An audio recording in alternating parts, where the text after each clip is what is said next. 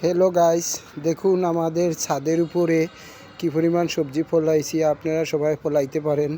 বাকর পাতা, কচু, পুদিনা পাতা, তুলসী পাতা, টমেটো, কাঁচামরিচ, আলু, পানিলাউ, পেঁপে, লাল শাক, পুঁই শাক, ডালিম, লেবু, বরই, মেহেদি পাতা, হইলফা পাতা, লাই শাক, অনেক কাঁচামরিচ, 12 মাসই আমরা, বেগুন, ঘৃত কাঞ্চন, বাকর পাতা, মালদই আম এবং নারিকেল।